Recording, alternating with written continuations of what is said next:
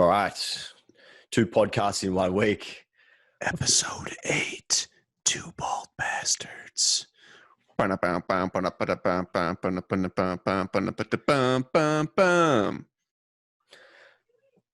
that? My fiance just shouted, "What are you doing?" Yeah, exactly. I was thinking the same thing. I'm trying to put in a proprietary. I hope YouTube doesn't flag us because I was so close to the song that it might be copyright infringement.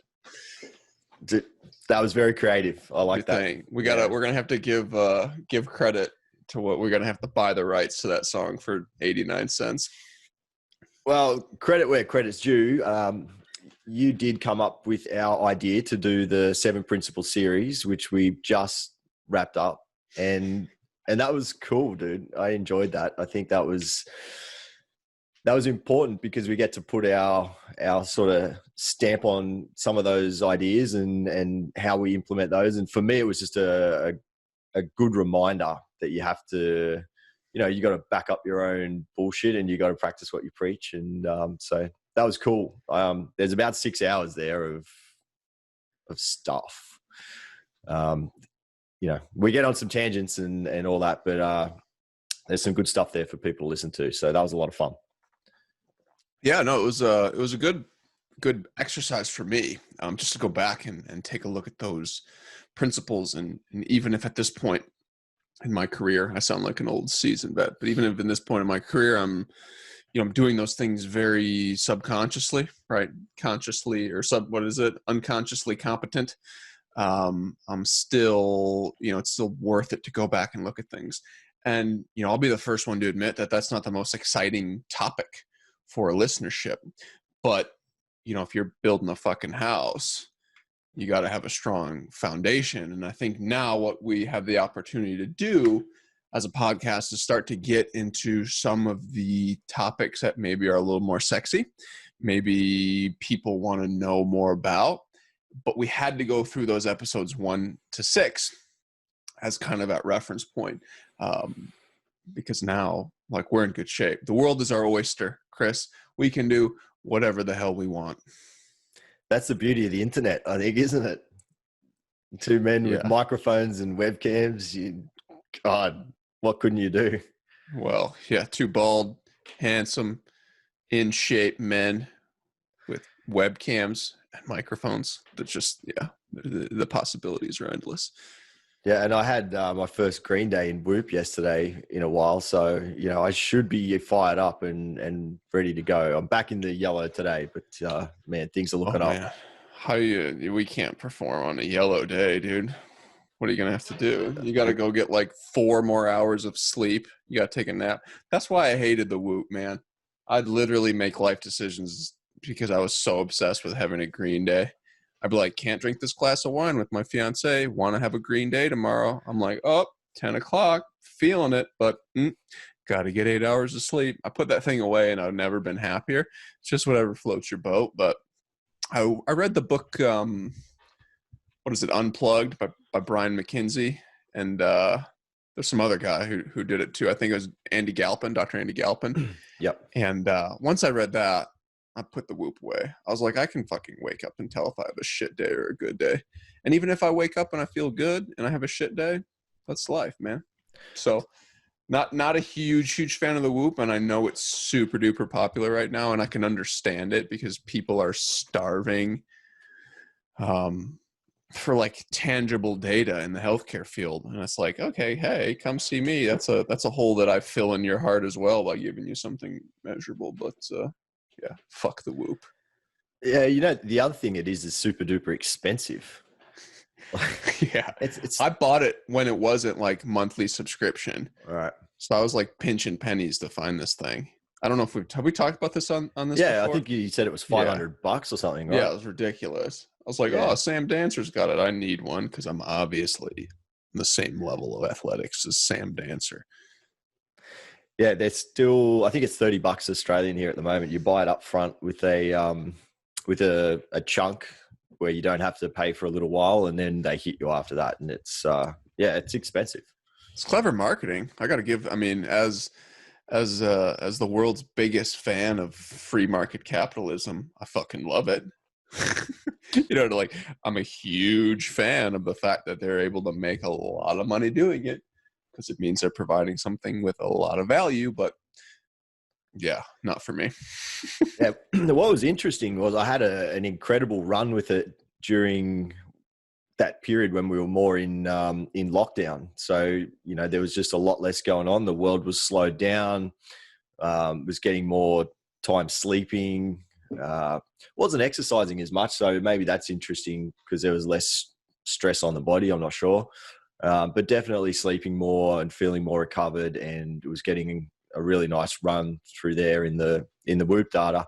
And then we start getting back into our normal kind of routines, and stress levels go up, sleep comes down a bit, everything starts to sort of slowly get out of balance again, and you actually kind of see that data reflect that a bit. So if there was a positive out of the pandemic we went through, that we're still going through, I guess my Whoop data looked a bit better. So there you go.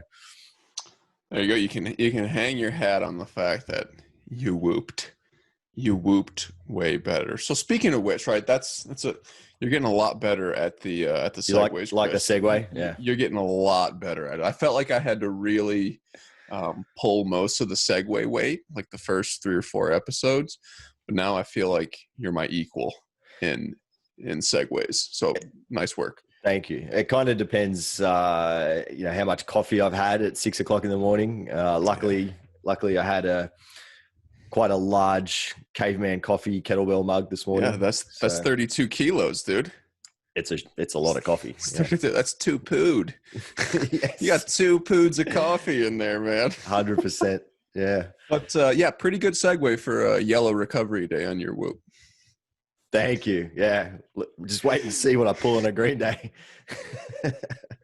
So yeah, we wanted to talk about the health implications from a joint perspective that a global pandemic, a global lockdown is going to cause. And so I've been in practice now for about 4 weeks.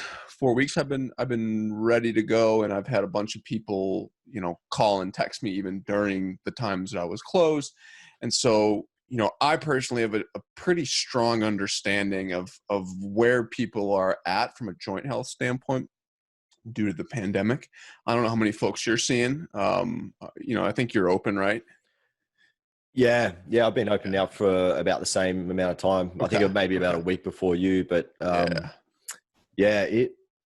people were ready to go once we were able to open the doors again, because staying at home and being a bit more sedentary and working from home especially has not really been kind to a lot of bodies, for sure. Yeah, and people's ability to execute constantly varied training programs decrease as well. So, you have the obvious implications of spending more time sitting down. And for those individuals that have worked from home for the first time in their life, you understand that it's not easy, right? A lot of times you're working more, you're sitting more, and you're in an environment that's not set up to, I guess, foster deep work.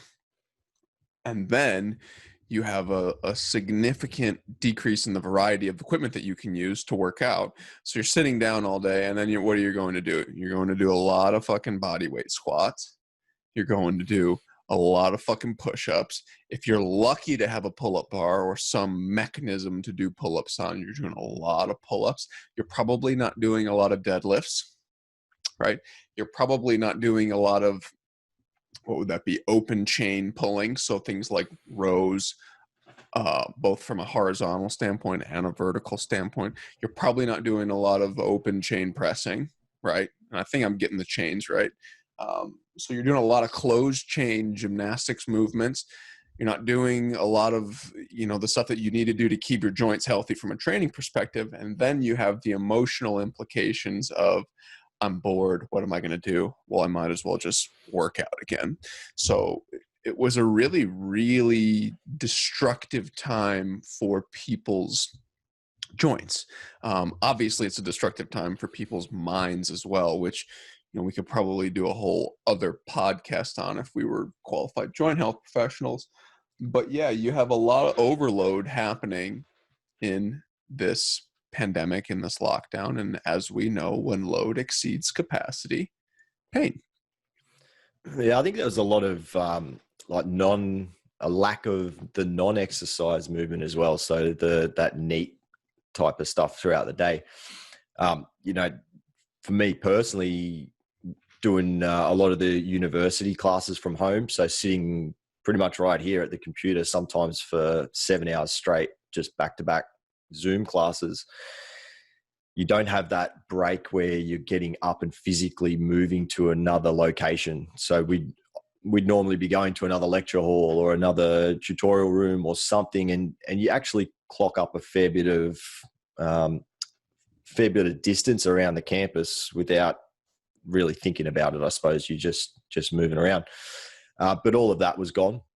So it was just all of that that walking in between, but the postural changes as well, just from sit to stand more frequently. Everything just slowed down. So I would imagine, even though I wasn't working from home like most people would have been, they would be in that boat as well. So if they're working for 8 hours a day from home, it's just, you know, you're not getting up to go out and get lunch as such. You're not getting up to, I don't know, whatever else you have to do, go get a coffee. So there's just less of that non-exercise movement happening.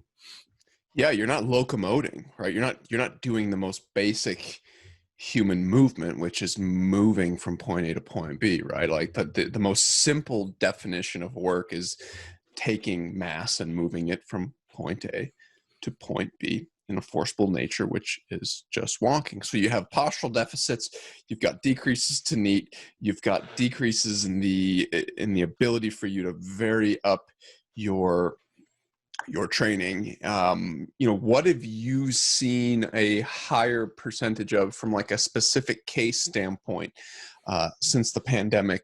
Well, not the pandemic lifted per se, but since you've been open, what are you seeing a little bit more of that you're not really accustomed to seeing? I guess a lot of the same problems. So I mostly just help people with low back, neck, and shoulder. And it's probably been mostly neck and low back, I think, that are related to this type of thing. You know, that's where that movement and those postural changes and a good ergonomic environment lends itself well to keeping better health in the spine particularly. So probably saw a lot more in the low back. Just talking to people, that seemed to be what had been bothering them a lot more from being seated. And probably now, as we're getting back into a bit more normality, people are getting back into routines, the gyms are open. I'm kind of wondering if we're going to start to see some more shoulder stuff as people kind of dive into their workouts and start getting back into that. We'll start to see if there's a little bit of overload that creeps out. But yeah, I think probably low back. What were you seeing? I've seen a lot of shoulders, to be honest with you, more than I'd care to see. I mean, in general, I typically see a good amount of shoulders on a day-to-day basis, but I would have presumed, with all the people not doing functional fitness in the capacity that they were doing it in, to see far fewer shoulders. A lot of low back. I have a lot of quote unquote piriformis syndrome just from people literally sitting on their asses all day, which you can't blame them. Not their fault, but see a lot there. Now, you closed when? When did you close down? It was about towards the end of March. Okay. So I closed a little bit earlier than when the government actually put the hammer down.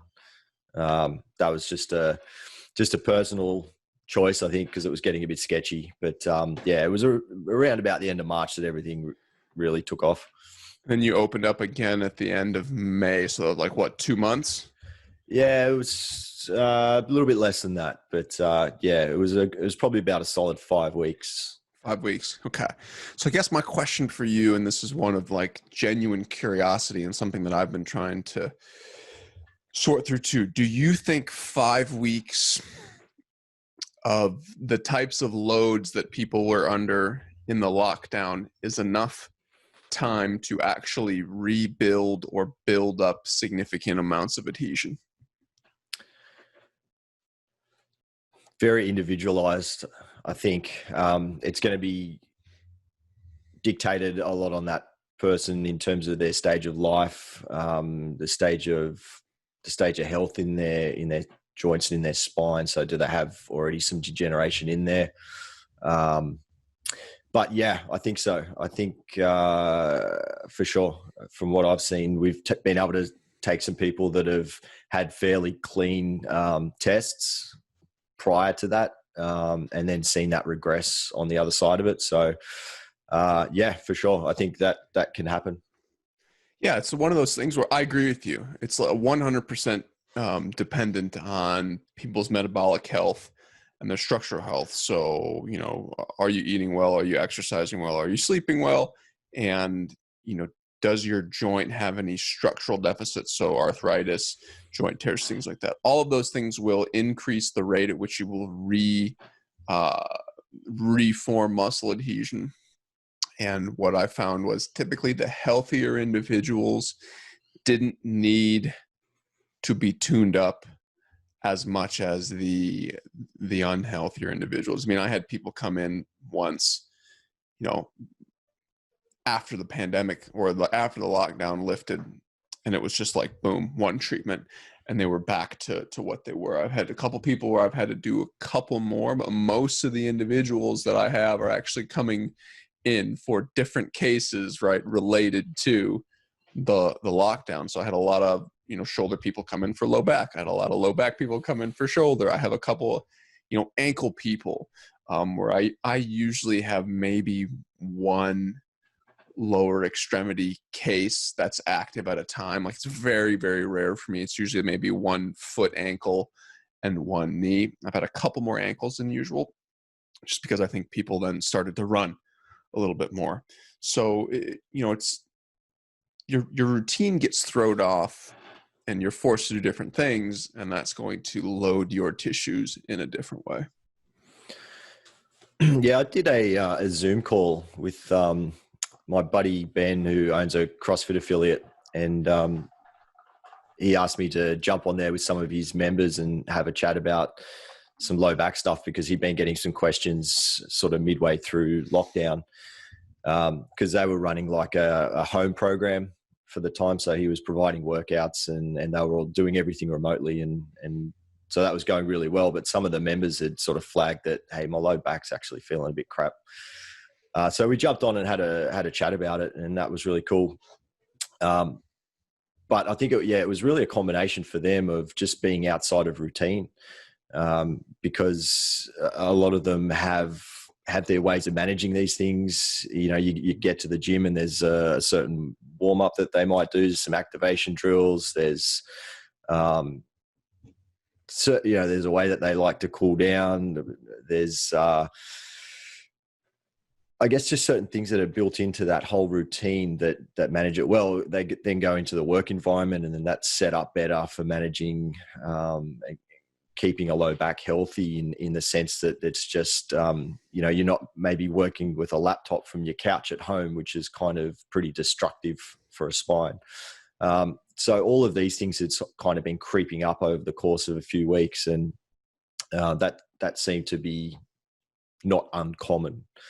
You know, everyone had a little bit of different exposure going on in terms of how they were set up, but ultimately it was ending in a bit of pain. So you specifically went on a Zoom call with the intention of trying to provide a little bit of advice to these individuals to get them out of back pain, because the back pain was more prevalent during the lockdown than it was during normal, I guess, everyday life? Yeah, it was difficult because it's not really something that there's no magic bullet for that, especially over Zoom. So it was more. That was my next question. I'm like, what the fuck did you do? You know what I mean? Yeah. So it was a little bit of explanation about, that basically this is what we're dealing with right now, and this is what's going on. And so it was more about load management in the sense of, if this is the situation that we've got right now, then how can we kind of try to do the small things consistently over this period of time and reduce a bit of load and try to manage it a little bit better, to where we inevitably come out of this and get back to normal. So yeah, it was, I think for those guys, a few people were hoping that maybe there'd be, a magic stretch or a magic mobility drill or something that we could throw in that would take this low back tightness away or take this pain away.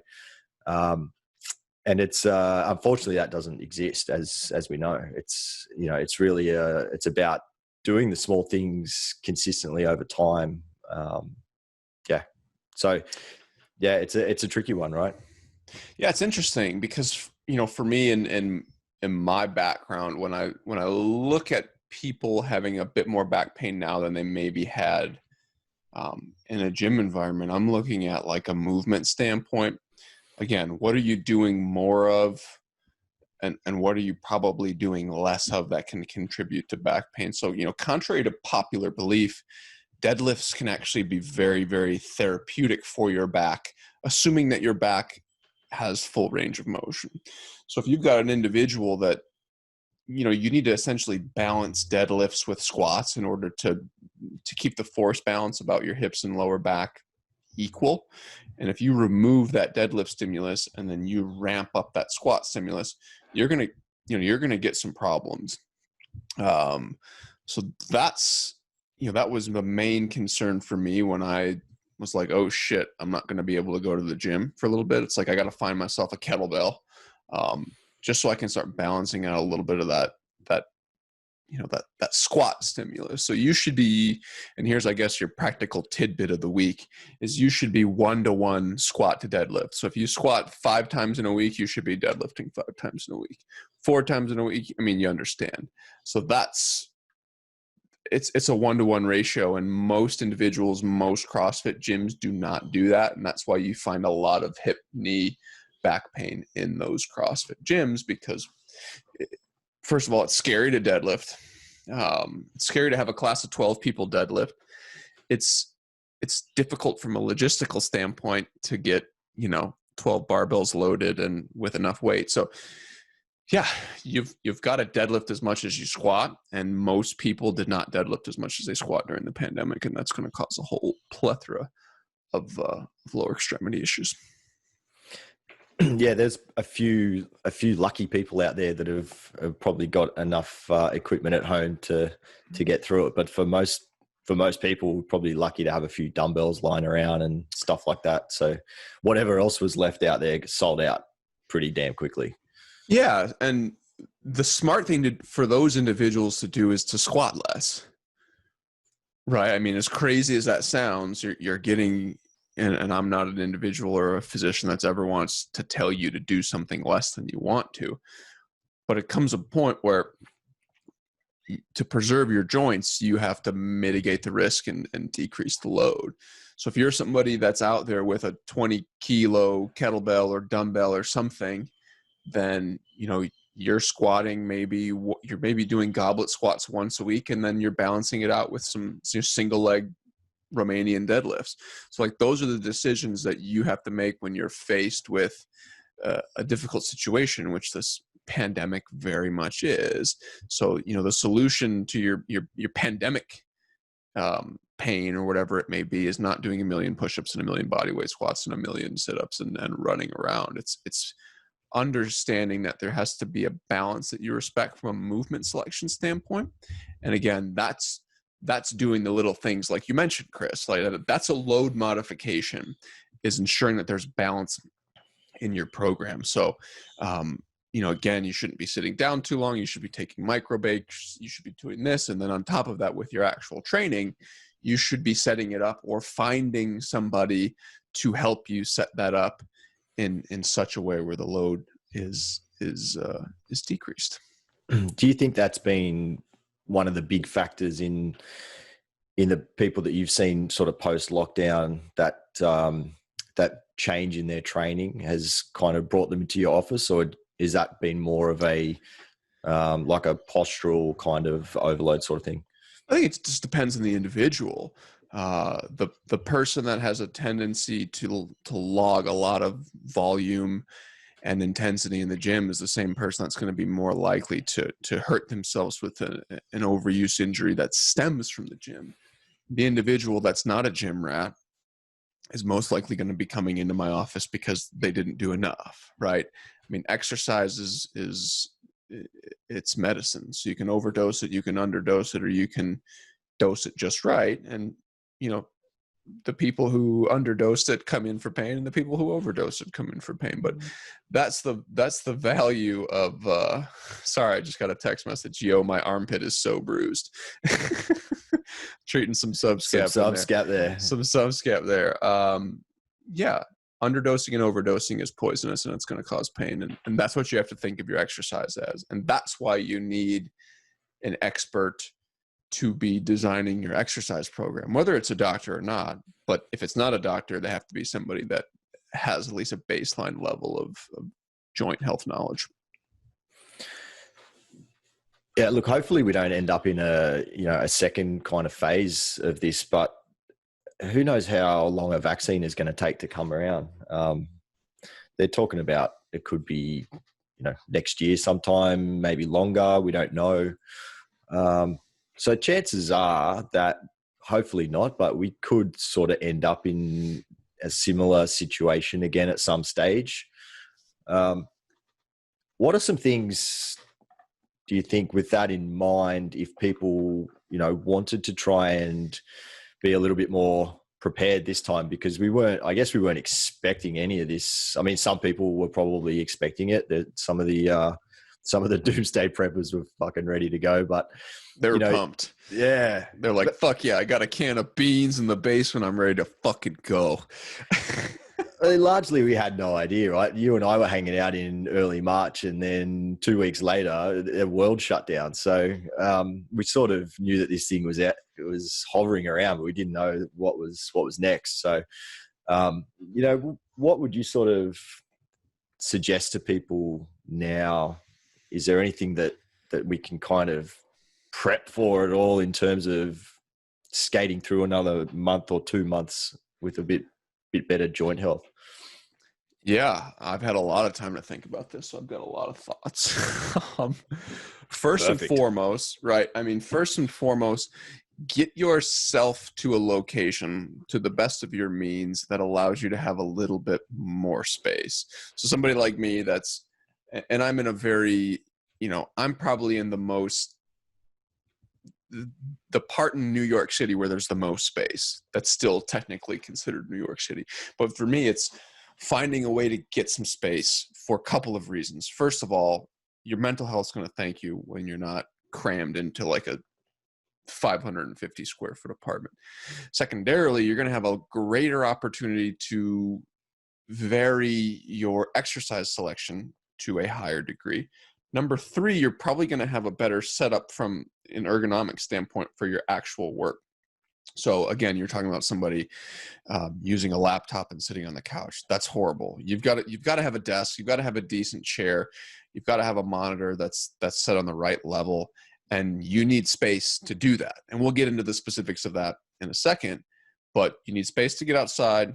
You need space to work in a healthy environment, and you need space to have enough gym implements to vary things up in a safe and effective manner.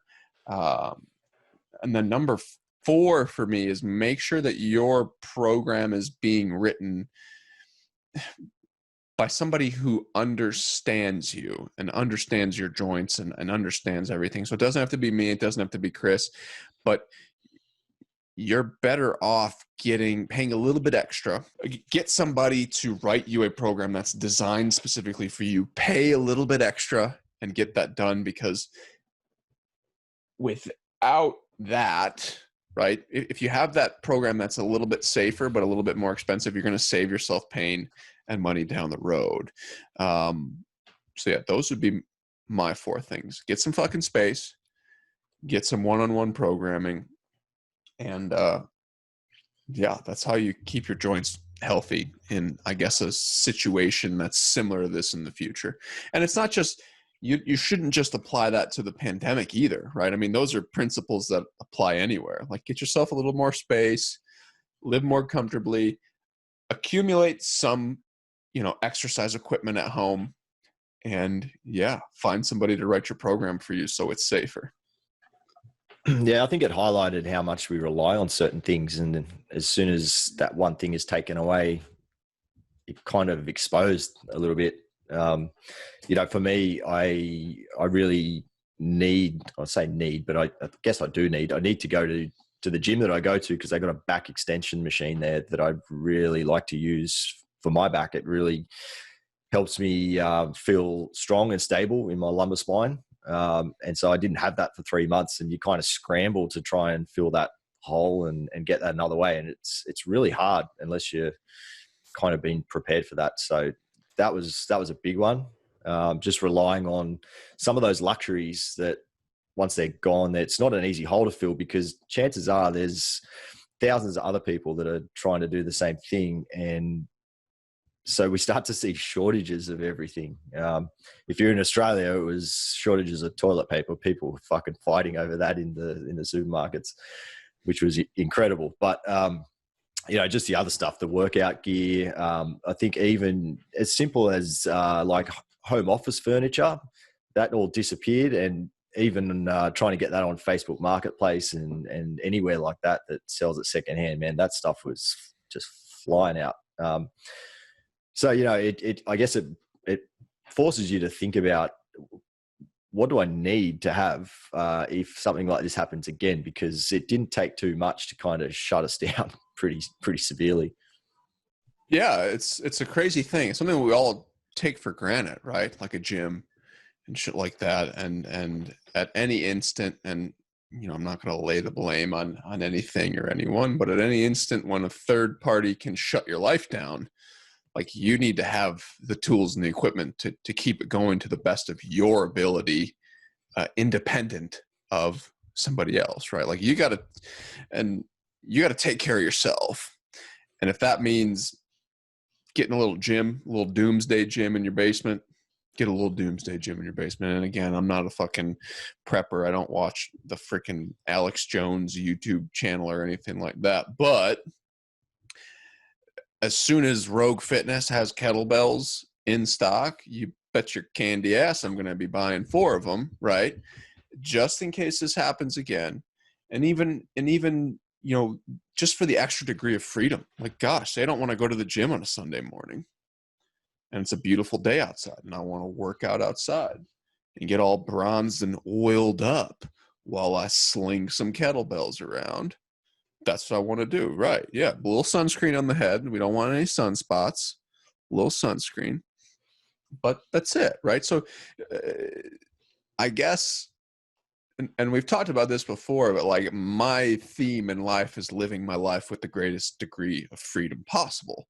So again, that's freedom from pain. That's freedom from nutritional deficits. That's freedom from any third party telling me that I can't do what I need to and want to do on a day-to-day basis. So I guess I just got a little bit off track there. But yeah, get yourself some fucking space, because space is freedom.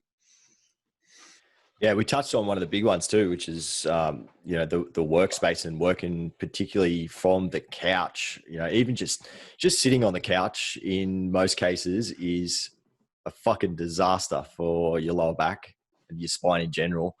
It's very hard to maintain a good position on there. And I can't remember if we've talked about sit, slide, lean on this show before, but there's a very simple technique for finding a good position in your chair, which is sit, slide, lean. So we can go through that another time. But it's almost impossible to do this on a couch. So, just with the cushion and the way that couches are set up, and some are better than others and worse than others. But, I talked to several people that were working from the couch, feet up, laptop on the thighs and working away there. And if you're spending a significant amount of time there, that's a nightmare for the lower back. So it's not surprising that some back pain creeps in. So yeah, I think definitely getting set up in a little bit more of an ergonomic environment. I think we're going to see, or we are seeing, a lot of change that's happening with businesses that probably just won't go back to office environments, and people are going to work from home. I think this is probably about a month ago or so. I remember seeing Jack Dorsey of Twitter basically said that his workforce is never coming back to the office if they don't want to. They'll just work from home. And that's going to be a bit of a theme now. I think, people don't want to go on public transport. So if they can work from home, and a lot of people can, they're going to do that. So yeah, the importance of having a good setup there, definitely going to help the low back and the neck and the shoulder and everything in between. Yeah, it's going to be an interesting world. I think you're going to see a devaluation of city living just because, you won't need to be in Sydney, or you won't need to be in New York City to make Sydney or New York City money. It's particularly in New York. Like, how do you get from one borough to another borough? And that's subways. And it's like, you really want to go on a subway right now? No, right? Like, they're the freaking filthiest things. And again, I took the subway every day for a year, not subway signaling by any stretch of the imagination. But if you're a New Yorker and the subway system, you take the ACE downtown for a year and you lose days and months off of your life. I don't want to get back on there, right? My fiance doesn't want to get back into the city and doing that. Again, get yourself some space, because that's just the health implications of living in a city without that type of space are very dire, in my opinion, both from a mental standpoint and from a physical standpoint. So if you're looking to live the healthiest life possible, yeah, get the hell out.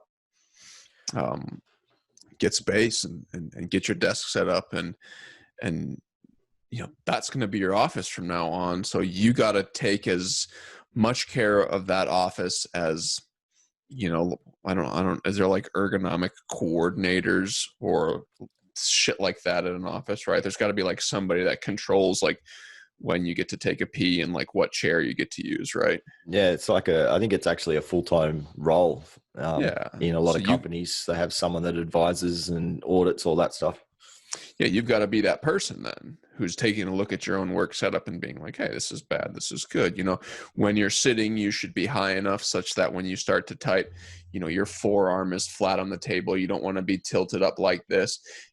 Was it the top of your monitor? The top of your monitor's got to be at eye level so you're not cranked up. All right. So just two simple things like that. And then you've got to be setting up some sort of mechanism to keep you from sitting down for too long. So, if that's an alarm in your phone, if that's your Apple Watch, if that's does Whoop do that? Whoop doesn't do that. No. I figured Whoop, for the price that you're paying, would feed you and then wipe your ass after you take a shit. But apparently they don't even remind you to stand up. So you got to set a reminder to stand up. Like, go pretend that you're going to get a drink of water, or you're taking a piss, or you got to go walk to your boss's desk. Right? You got to do that. Otherwise, you're going to fucking go crazy. And, or just drink a ton of water while you're at the desk, and then you do have to get up and piss, like, a lot. Yeah. Or just a Gatorade bottle and just fit it in there. You know what I mean? Just, I don't know. Maybe. Is that too much? Yeah, is that too much information? Just keep a piss jug next to the desk. Keep a piss jug next to the desk. Yeah. Chris, you'd only need like maybe one of those like baby water bottles though. Yeah, I got a pretty small bladder. I don't know. Yeah, you don't need that clearance. You don't need the clearance of a Gatorade bottle. You only need just like a little tiny little hole there. So we're in good shape. Yeah. Could you imagine what would have happened if we had this pandemic in, I don't know, like even just 10 years ago, where we didn't have the connectivity that we have now? Like, what the fuck would have happened? I think to a certain degree, the magnitude of the pandemic wouldn't have happened without the level of connectivity that we have today. That's just my and I know I said I don't listen to Alex Jones, but that's like the conspiracy theorist side of me is the high degree of connectivity. Not that it made the actual virus worse, but I think it made the reaction to the virus a little stronger than usual. And that's not a political statement or anything like that, but it's like, yeah, 10 years ago without Twitter, Facebook, whatever it may be, probably longer than that now. Yeah, we're getting past the point where I can say 10 years ago without Twitter and Facebook. And then there's less mobility on the planet as well. So it's kind of a hard question to answer, or a hard thought experiment to deal with, because I just don't know. Yeah. I don't think it would have happened 10 years ago. Genuinely speaking, I don't think it would have happened 10 years ago. Yeah. One of the things that I sort of just observed casually, which I thought was really interesting, was people were just getting out of their homes more. So the people were out walking around the neighborhood to get some exercise. And so they'd actually say hello to each other, which was, kind of shocking, because up until then we just kind of, everyone's got headphones on and very kind of single-minded. And so there was a bit more sort of community interaction, just casually, obviously social distancing, but if you go up to the sports grounds and stuff, people would be up there maybe kicking a soccer ball around with their kids, rather than the kids kind of being stuck in home playing video games, because they'd done so much of that. They really wanted to get out. So there was kind of this reversal of a lot of the things that have maybe crept in a little bit negatively over time. And so people were getting out and getting back to basics a little bit, which was kind of cool. So it would have been, I think it'd be interesting if all that high bandwidth connectivity that we kind of enjoy now maybe wasn't at home. Would that have even gone further again? Would people have really had to sort of go back further to basics? Anyway, it was just interesting. It is. It's a weird, I don't know. It's a weird concept. And you and I aren't the first person to think of or notice the fact that with all this connectivity, we're fucking so lonely, right?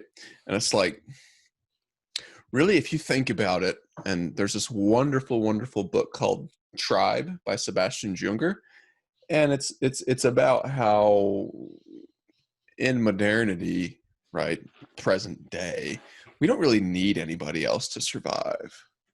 Right? Like, we don't really need a community to survive. First of all, it's expected that everybody lives to 75, 85, 95 years old, at least in first world countries, right? Like, it's a bad thing if that doesn't happen. So there's really no impetus to survive. Secondarily, you can survive without needing anybody, right? Like, you can go to work, you can go home, you can make your fucking microwave dinner, you can watch Netflix, you can pass out, and you can do that in perpetuity without ever contacting somebody for the rest of your life. Like, you couldn't do that as a caveman. You couldn't survive as a Native American in a Native American tribe without the tribe, right? You couldn't survive in a third world country. You can't. So the fact that we don't need people to survive has made us fundamentally so disconnected and so unhappy, in my opinion.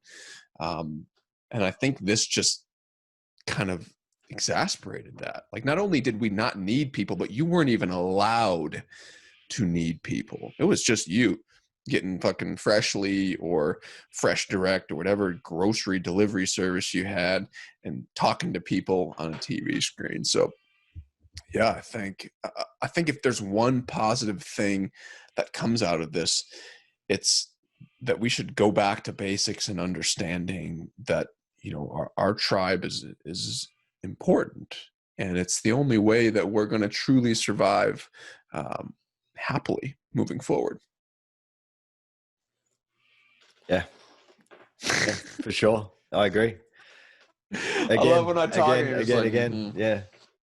Yeah, I mean, we're always going to agree on a lot of stuff. We don't disagree on much. So, I'm just going to nod my bald head. But no, you're right, dude. I mean, people are generally happier when you're in a tribe, when you're with people that are like-minded. I mean, that's why we sort of get together and do this stuff.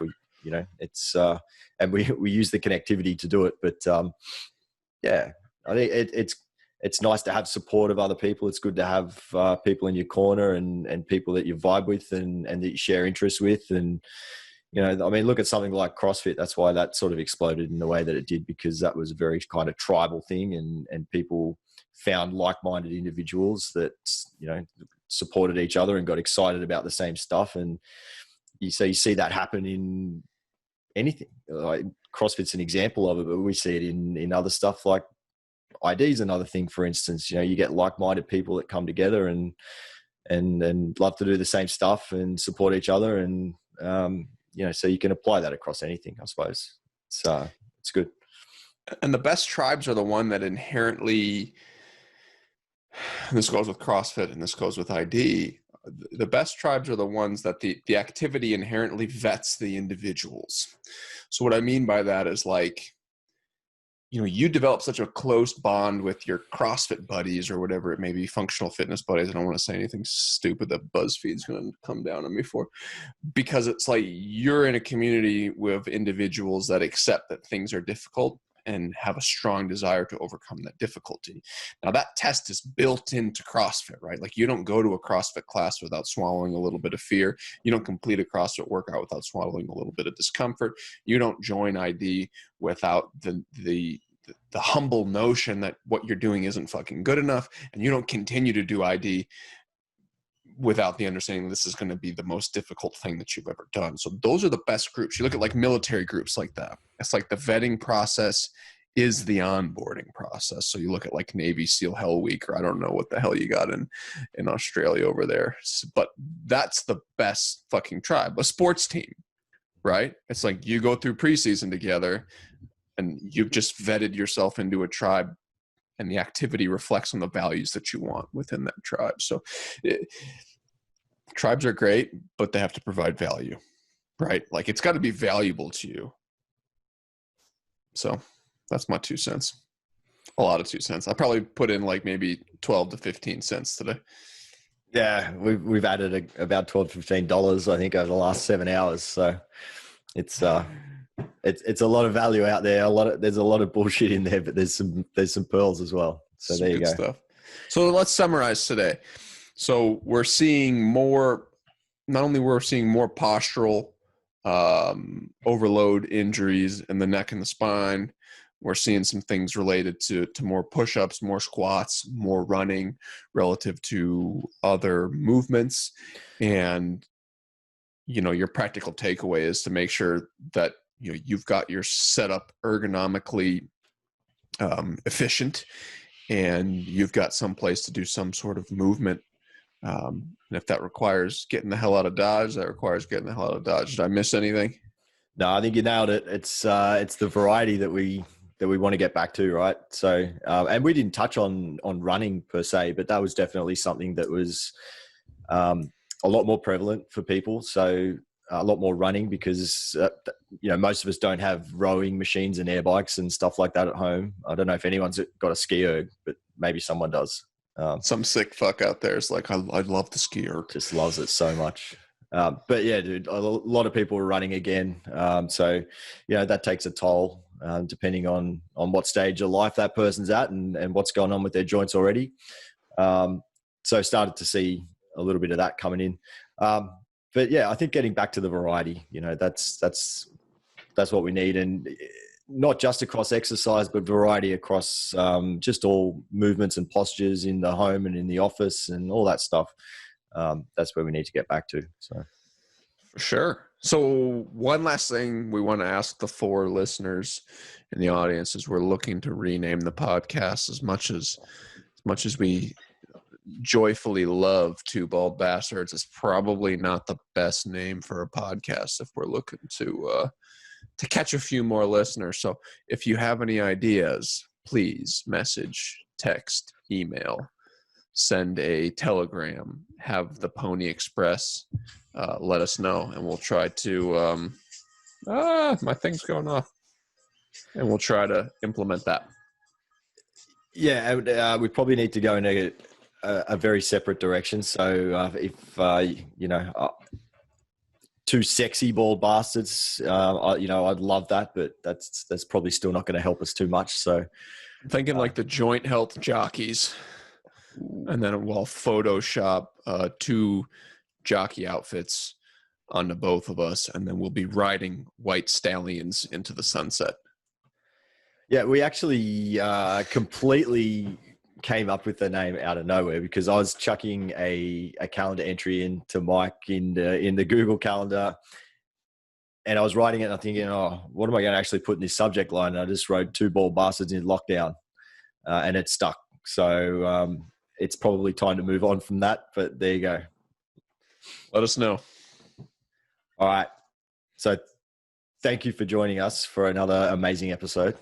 And yeah, if there's any ideas, any questions for us to cover off on, we can take that and run with it for an hour, like we do, take it in a few different directions. So please send that through, and we'll be back. See you guys and gals.